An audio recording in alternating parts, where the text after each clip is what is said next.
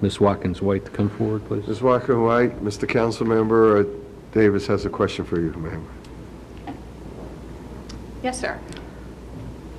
First, I'm in support of this, so it's not that. It's just I really need to ask a couple questions. Okay, and sure. that is, first off, how much generally is this business investing in this property?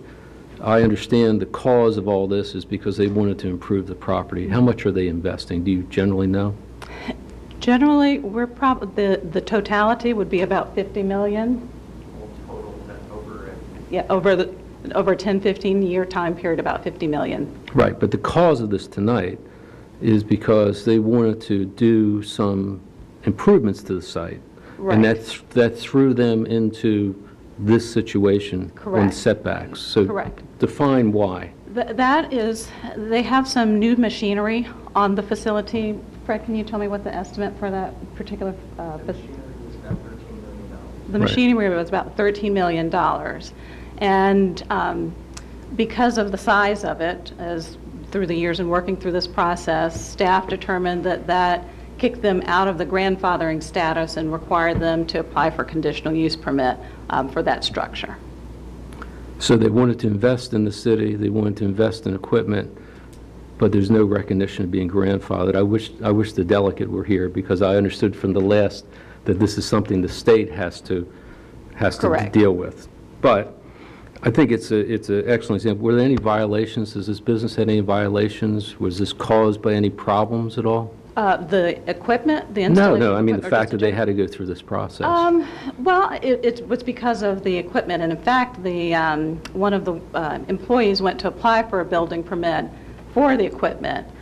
It was after the fact. They had been cited for a notice of violation, but it was after the equipment had been constructed and installed on site, and staff declined to issue a building permit, saying that a conditional use permit was instead required.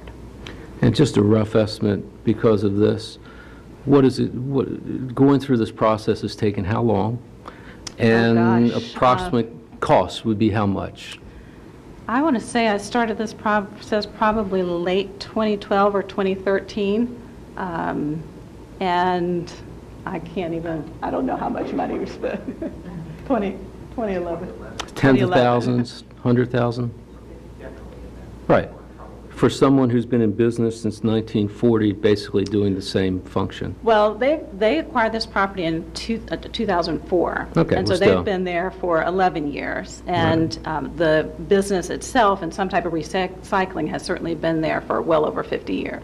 Right. I think it's, the reason I bring this up and asking the questions is because, again, I will request in the thing that we do for the state suggestion for the legislative package, that this is an issue that's striking a lot of our businesses, that there's no chance of being grandfathered, and they're putting them through all this process, costing them, in this case, tens, hundreds of thousands of dollars for this business. But for small businesses, my goodness, we had one here 3 or 4 months ago that they've been operating for 30 years.